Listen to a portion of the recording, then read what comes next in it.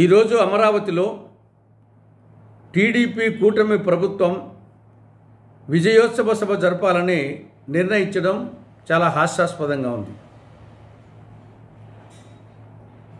కూటమి ప్రభుత్వం ఏడాది పాలన మన జూన్ 12వ తేదీకి అయిపోయింది. ఆ రోజు విజయోత్సవ సభ జరపాలని అనుకున్నారు. కానీ అహ్మదాబాద్ విమాన ప్రమాదం వలన జరపలేకపోయారు. అయినప్పటికీ కోట్ల రూపాయలు ఖర్చు పెట్టి ప్రచార ప్రసార సాధనాల్లో ప్రకటనలు ఇచ్చారు. సరిపోయింది. ఇప్పుడు 23వ తారీఖున ఈరోజు మళ్ళీ అమరావతిలో విజయోత్సవ సభ జరపాల్సిన అవసరం ఉందా? కోట్లు ఖర్చు పెట్టి. కాబట్టి ఇది ఖచ్చితంగా దుబారా కిందికి వస్తుంది. అయిపోయిన పెళ్ళికి మేళం వాంచడమే అవుతుంది. అయినా ఏమి ఘనకార్యాలు సాధించారని విజయోత్సవ సభ జరుపుతున్నారు? కేవలం ఏడాది కాలంలో 1,58,640 కోట్ల రూపాయలు అప్పు చేసి రాష్ట్రాన్ని అప్పుల కుప్ప చేసినందుక, విద్యుత్ సర్దుబాటు ఛార్జీల పేరుతో 15,480 కోట్ల రూపాయలు అదనపు భారము విద్యుత్ వినియోగదారుల మీద మోపినందుక,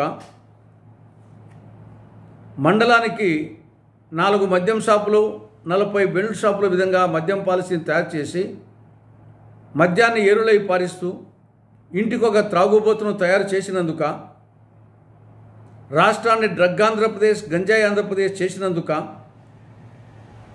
నిరుద్యోగ భృతి చెల్లించకుండా నిరుద్యోగ యువతను నమ్మించి మోసగించినందుక,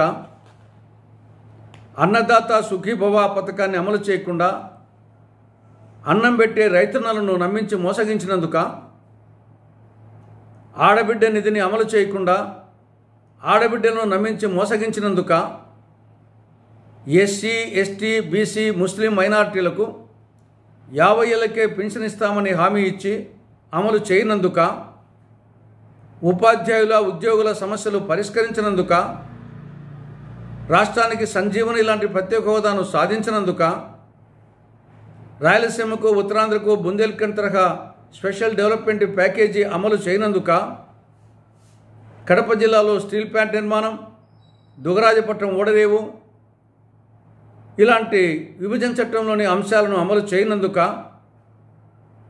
తెలుగుదేశం పాలనలో రాష్ట్రంలో పాఠశాల విద్యలో తెలుగు మాధ్యమం లేకుండా చేసినందుక, ఆంధ్రుల ఆత్మగౌరవాన్ని నరేంద్ర మోడీ వద్ద తాకట్టి పెట్టినందుక, రాష్ట్రంలో రైతులు అల్లాడిపోతున్నారు.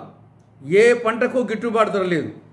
అటు మామిడి పండ్లకు కానీ, మిర్చికి కానీ, పొగాకు కానీ ఏ పంటకు గిట్టుబాటు ధర లేడు. కొనేవాడు లేక రైతులు అల్లాడిపోతున్నారు.